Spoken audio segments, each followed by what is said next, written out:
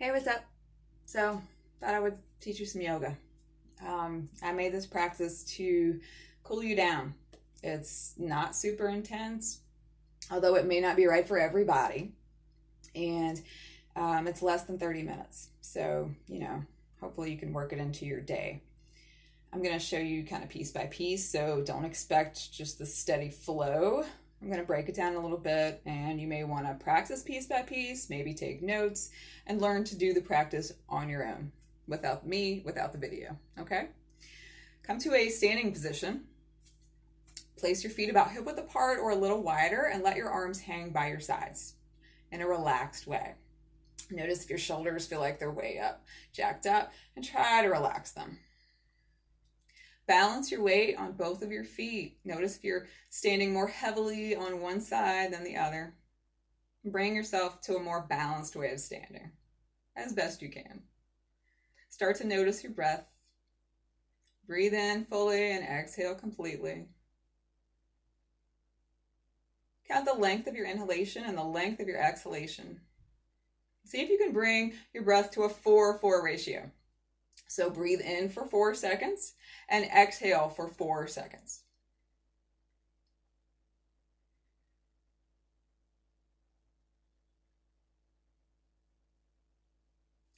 Then move to a 6-6 ratio. So inhale through your nose for 6 seconds and exhale through your nose for 6 seconds. Do a couple of rounds like that.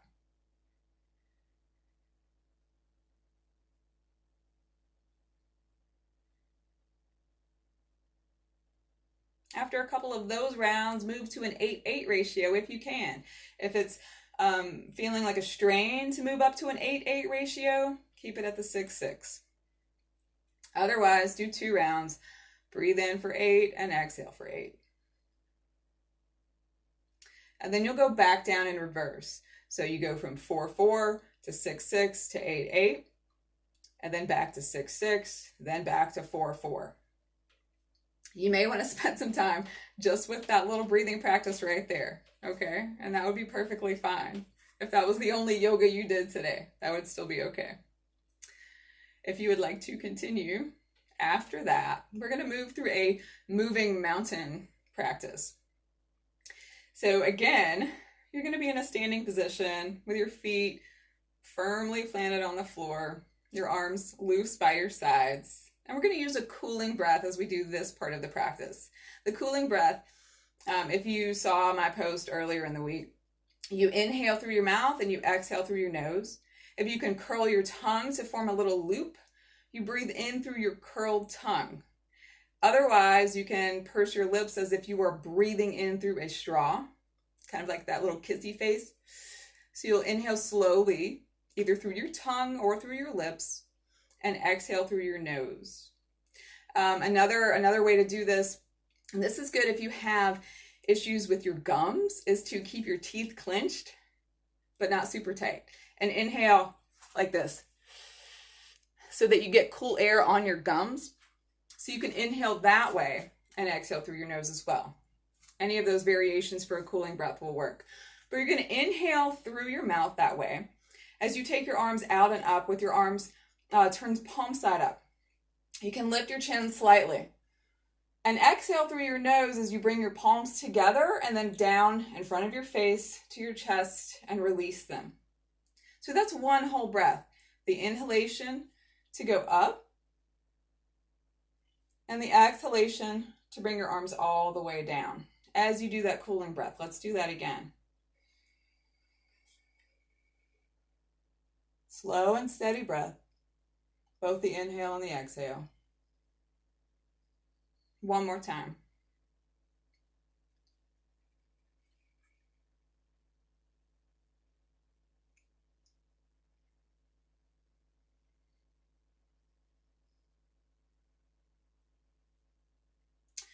Now with that practice, I would say work with at least the 4-4 and then the 6-6 ratio.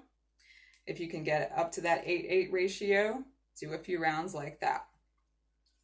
After that, you're going to take your feet a little wider than hip width apart. And I'm going to back up so you can actually see my foot. I wish I could zero in and do a close up, but we do what we can with what we've got, right? So this is going to incorporate a side bend, and you can breathe in and out through your nose during this part of the practice, but with your inhalation, take your arm up as you lift your left heel and move into a slight side bend. Don't worry about getting really far over, just slightly. On your exhalation, lower your heel, bring your body up to a midline, and allow your arm to lower as you look to the opposite direction. So the whole inhalation, you lift your heel and your arm, you move into a slight side bend, and use your exhalation to bring your foot back to the floor, your arm by your side as you turn your head to the opposite direction. So do 4 rounds of that side, and then you'll do 4 rounds of the opposite side, where you bring your foot up and your arm up into a side bend, lower them on the exhalation, and turn your head to the side. So do an equal amount of rounds on each side. Notice any differences between the left and the right. Is it easier on one side than the other? Where do you feel those restrictions? Again, you can work with that 6-6, 8-8 ratio, at least a 4-4. The next practice after you do those side bends is to what I would call a high chair. So it's kind of like a high squat, and we're going to incorporate arm movement into this. I'm going to call this cactus arms, and I'm going to call this willow arms, okay? Now, as far as the squat goes, maybe you can go all the way to the floor, but don't even try that this time, okay? Keep it a high squat. So really just a little bend of your knees, and keep your butt behind you. You don't want your knees to go forward, so just a slight squat, okay? So with your feet a little further than hip width apart, use your inhalation to go into a high chair with your arms extended by your ears, your chin slightly tucked under. So you don't want to stick your chin forward and create that tension at the back of your head. Keep your chin slightly tucked as you do this. So you're going to inhale into that high chair. On your exhalation, lengthen your legs and bring your arms through those cactus arms, and then release them to the willow arms by your side. And so think of the cactus in the desert, right? And the willow by the river, from the heat to the cooling. And, it's imagery and it's association, but that's how we work with the mental and emotional aspect of too much fire. That's how we work with that part of ourselves. So we're going to go through that again. On an inhalation, move into that high chair. Exhale through cactus arms as you stand and release into willow arms. One more time.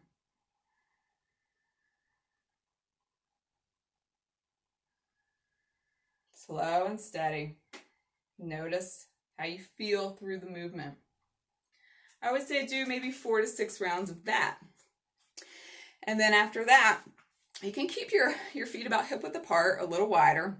Put a slight bend in your knees and start to move through some hip circles. Just super slow, gentle hip circles. A few times one direction and then the other. Keep your breath slow and steady through your nose as you do that. After your hip circles, you're going to do a warrior 1 variation. So warrior 1, you're going to have 1 foot forward and 1 foot back, like a big step. You're going to have your feet not on one line in line with each other, but have more of a tripod, so a little spaced out. You want your knee and your hip to be in alignment, your ankle and your knee to be in alignment. We're going to start with the right foot forward and turn your palms up with your arms extended in front of you. On your inhalation, bend your front knee to bring it over your ankle as you pull your elbows back. Curl your fingers in as you do that. On your exhalation, lengthen your front leg, turn your palms down and extend your arms, open your hands. So you can think about inhaling coolness and exhaling the heat. You're pulling in like ice. And you're releasing excess fire. Again, work with that 4-4, 6-6, 8-8 ratio. Use that slight pull up of your navel during your exhalations. You're going to do several rounds on that side, and then you would switch and do the opposite side. Same motion with your arms, this time with your left leg.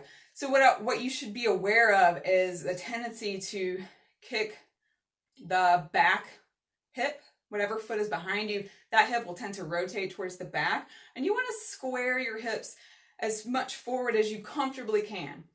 Avoid moving into pain.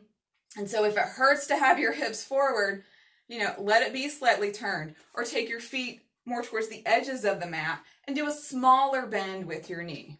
You got to work with what's going on in your body. Do an equal amount on both sides.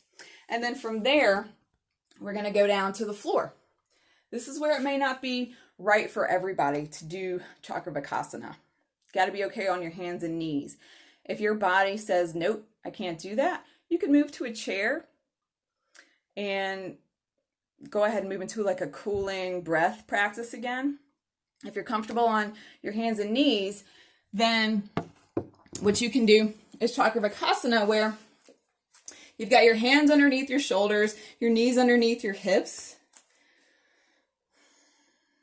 Inhale here in tabletop. As you exhale, take your elbows down first and then shift your hips back and release your head to the floor.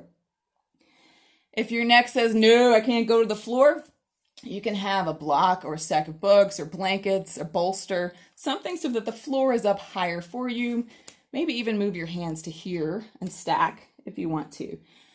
But make sure that when you come back up, you bring your shoulders over your elbows and then back up over your wrists. So that would be one round where you inhale and table, you slowly exhale, take your elbows down and then shift back. Next inhalation, lift your head up, bring your shoulders over your elbows, and then your elbows up over your wrists. I would say do 4 to 6 rounds like that. After that practice, I recommend that you move to the wall or put your legs up in a chair with your back on the floor. You could lay with your arms out to your sides with your palms turned up, or place your hands over your heart, whatever feels comfortable to you. Spend some time with that cooling breath again, inhaling through your mouth and exhaling through your nose. And then after a few rounds of the cooling breath again, completely relax your breath. Just go into whatever feels normal and natural. You can keep your legs in the chair or up the wall, or you can lay your legs flat on the floor. If you have back issues, put something underneath your knees if you're laying on the floor, like a bolster or a pillow, and that'll take the pressure off your back. So that's really it. This is, again, not something that you can do with me right now, but I would say go through it, try it out. If you have questions, feel free to reach out to me. I'm available, online. If you want to practice like that, I can help develop a practice specifically for you and your specific issues. I love doing that. Okay. So anyway, thanks for hanging out. Peace and love, y'all.